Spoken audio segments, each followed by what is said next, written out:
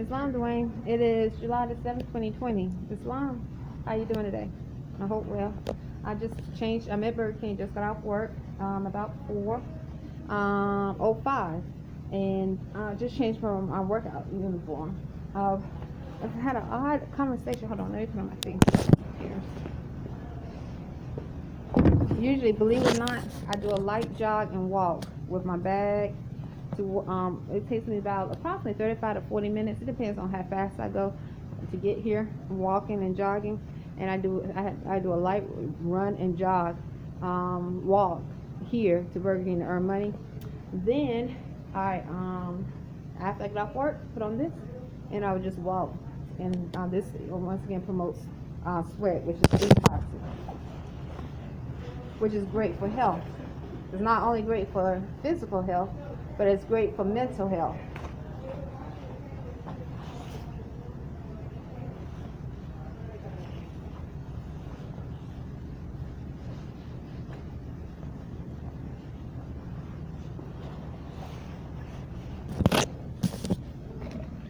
So anyway, it's so odd. The manager James, he came in around approximately 2 p.m. today. It's so odd. I don't know what's. I asked him today, is something wrong with him mentally? So let me give you what happened. A customer, but before that, I can tell you how the whole day went, but I'm walking and talking.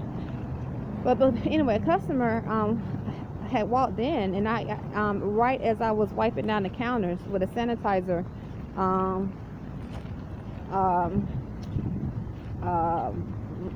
towel, and I looked at the customer and I said, "Thank you for choosing Burger King. I'll be right with you, or someone will be right with you." And there were other people that can take his order, and I had my gloves on and I was wiping down the towels. Wiping down the counter. So, he came in saying I wasn't doing my job. I wasn't taking care of the customers. I showed him the towel. The towel was still in my hand, and I showed him the towel in my hand. I said, I greeted him, I said, I have the towel. I'm doing what I'm supposed to do. He was like, he started saying I wasn't doing my job. I wasn't doing my job, and like going off a rant. This is the black male James that said he was in the Army or connected to the Army. At Burger King. And then just a few moments ago, at about 4:05, he said once again, he just started, he just said at 4:05, he said, "You can get off the clock and go home," in a rude way. He kept saying in a rude way, but I still, kept, good, I was like, okay, no problem. It's time for me to get off the clock anyway. Thank you so much. And I told everybody to have a great day. And then he walked past me and said something about, you're not going to be, he said something about me not taking care of the customers and threatening to cut an hour when he comes on. And once again, he is the one that said he was in the Army or is still connected to the Army. And I said, "Sir, what are you talking about?" And he said, I took 3.5 minutes to take an order, and people are running around, and he started speaking managers talk about production. And I said, "Sir, I think you created this in your mind." At the time, it was Mindy, him, James, and I on the floor, and I was taking orders, and then when I could turn around and do I was bagging or expediting, and Mindy was in the drive-thru and she was doing what she can, and he was taking orders. So I didn't know what he was talking about. Katie came in, but she was in the kitchen preparing the sandwiches, and so it was so odd because Uber Eats came in, or DoorDash, and I was Lorena, who is Spanish speaking. I had to keep telling her to make a Whopper because there was 2 Whoppers. Someone put no pickles, no ketchup, no mayonnaise, no lettuce, no tomato, and no onion for their order. And then it didn't have cheese, so that means the Whopper is plain. And I kept telling Lorena over and over again about the Whopper because this was a delivery order. But she act like she couldn't understand what I was saying, but she understood when James said it after a while, because James said it once to her. She still didn't do it. She made Whopper Juniors plain, and I was like, Lorena, I need a Whopper. Kept saying I need a Whopper, and once again, people are coming in, so we were trying to, and there were only 3 people on the floor. Then finally, and she's Spanish speaking, I don't know where she's from. She could be from Puerto Rico, I'm not sure. And then she made extra cheeseburgers, plain. She made 2 extra Whopper Juniors, plain. But I kept saying, literally it took over, I would say, maybe 5 minutes, 6 minutes for her to understand that I was saying a Whopper plain. And then actually James looked at me and said, 2 regular Whoppers, right, Rhonda? I said, no, it's not 2 regular Whoppers. This ticket says no condiments. So it's a Whopper plain, because I kept telling James it's a Whopper plain, but he acted like he didn't understand it. He said 2 regular Whoppers. I said, sir, no. This ticket says no condiments. It says no pickles, and I went over the ticket. This is a plain Whopper and no cheese. And after that, right at about 4 or 5, he just once again went on a rant saying that I wasn't doing my job. Like he was creating something in his mind again. Like he was seeing something. He started speaking manager talk about production or something like that or something. And I went, and he told me I need to listen to him or something like that. I don't know. But I asked him, I said, something wrong with you mentally? Are you okay? The reason why I asked that, because he said he went on a rant again earlier that when he came on, saying I wasn't taking care of the customer. And even though when I tried to show him the towel in my hand and what I was doing, he looked away like he wasn't trying to see the towel or what I was doing or trying to hear me. So it's like he was trying to create something up. So I thought that was odd. And then earlier this morning, a customer came in. I had to be at work at 10. So a customer came in, because I remember, because Carl, because as he said, Carl, the owner, came in as well. And as he said, stop it, I remember I felt a sharp pain in my ankle. I'm not accusing Carl, the owner, but that's exactly what happened. He was talking to someone. He said, stop it, and simultaneously, I felt a sharp pain in my ankle. And he's a pale skin. I don't know who, I don't know where it came from. It was like a zap of sharp pain came in my ankle. But,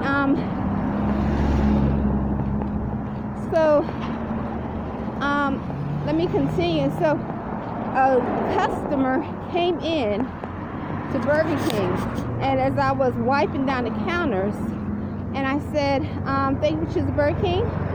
I'll be right with you. And he said, that's good. I like someone that I like the cleanliness, clean. Or he was giving a compliment about clean. He said, take your time. I said, okay, and I said, thank you so much. So I just went over the fry station real quick, and Miss Phyllis, she approached me. She said, we're not going to do this today. I'm like, what are you talking about? And she just kept saying, you're not going to be saying, I'm getting off the clock, saying that I don't, that you don't have gloves on, and or you tore your gloves. And I said, sir,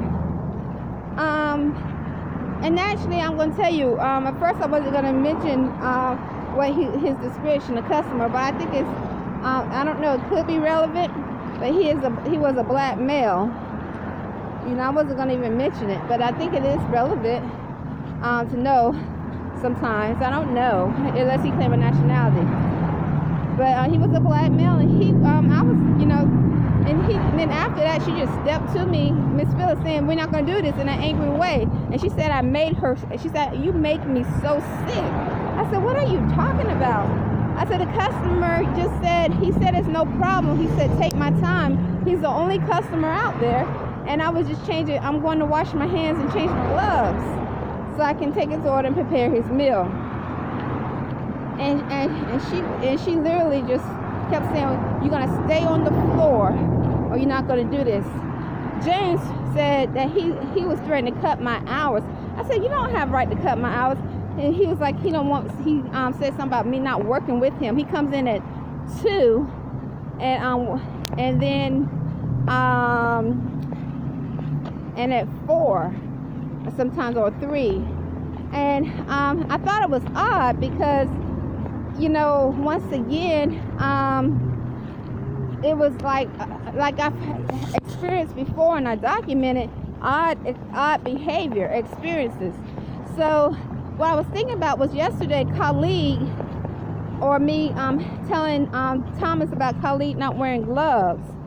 And because Miss Phyllis said, I told her, I said, even if I told her today, I said, if I tear my gloves, you want me to prepare food with my bare hand, stay on the front line and prepare food. So my thought was yesterday, I told Thomas about Khalid preparing fries and making drinks for the customers.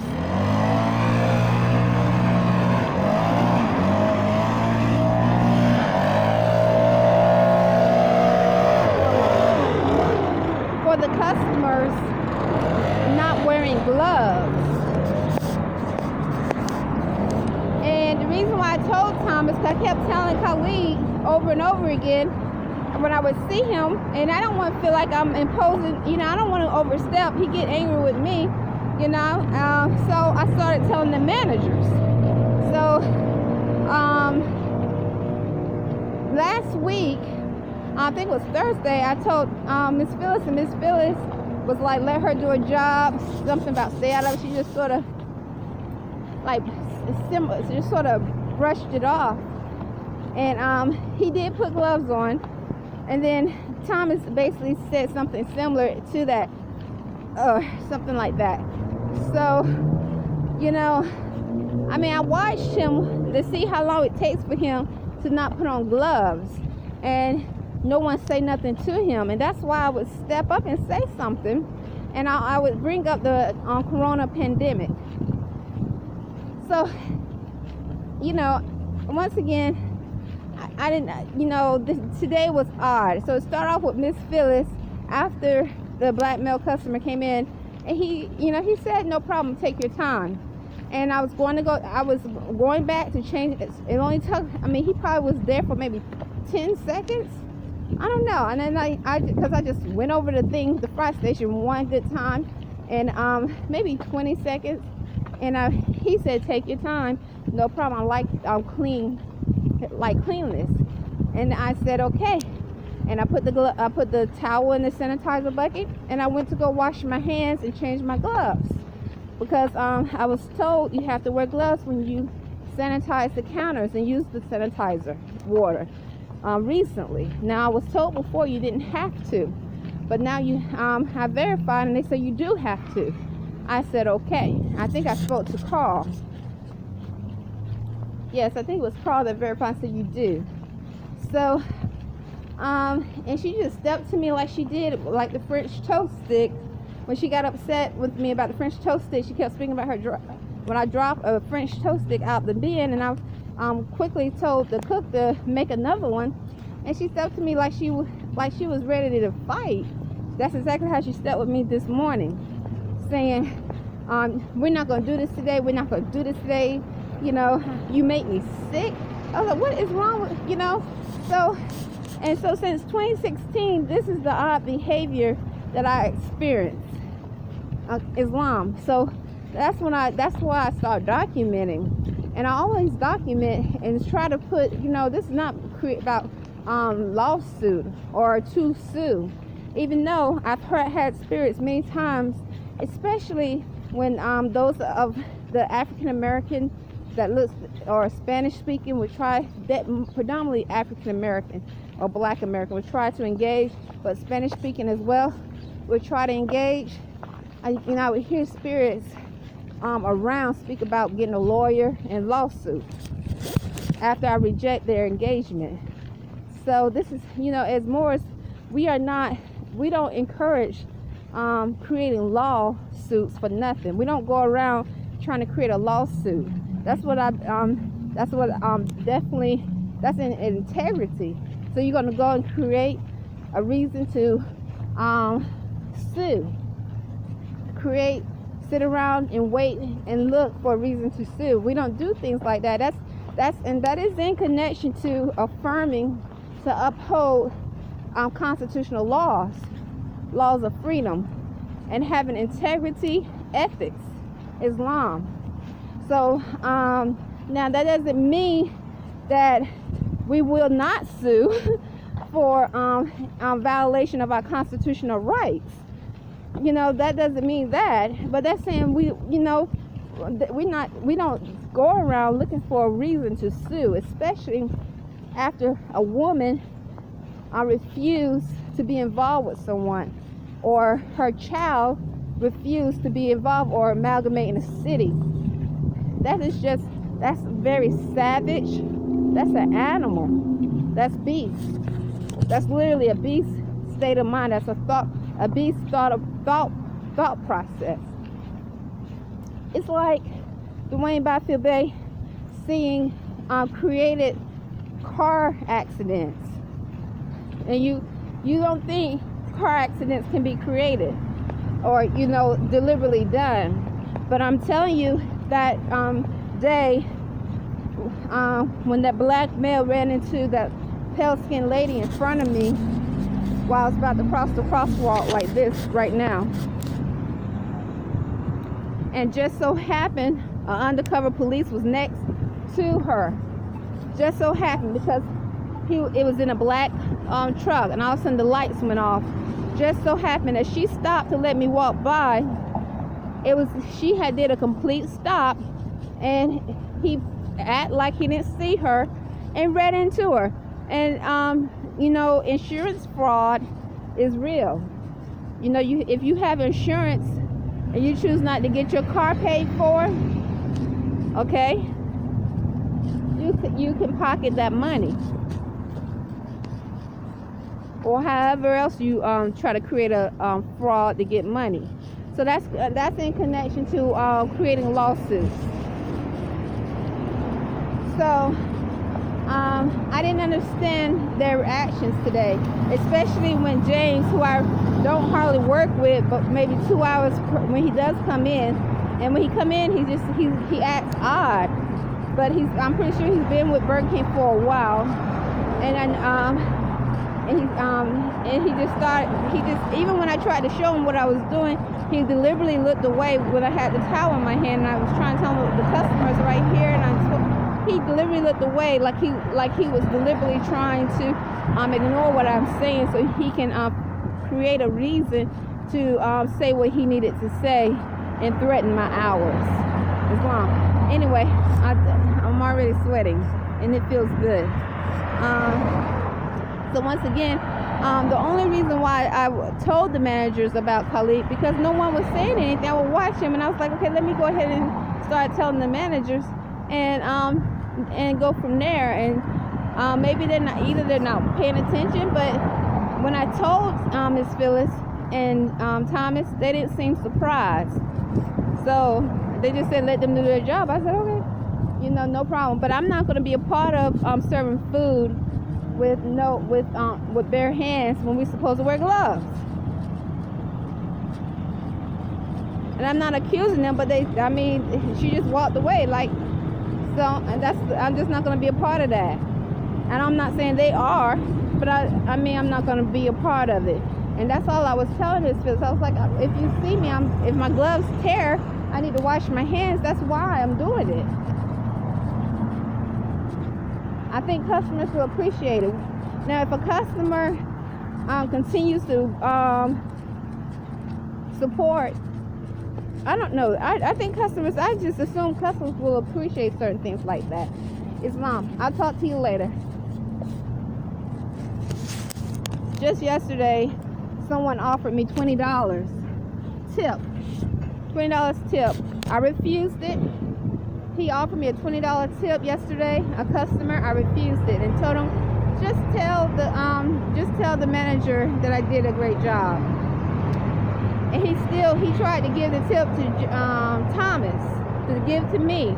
And I told Thomas, give it to somebody else. And Thomas like, he's gone. I said, well, take it, whatever. I already told the person that I didn't want the tip. I didn't want the $20. That's a part of freedom. That's a part of my constitutional rights. It's wrong.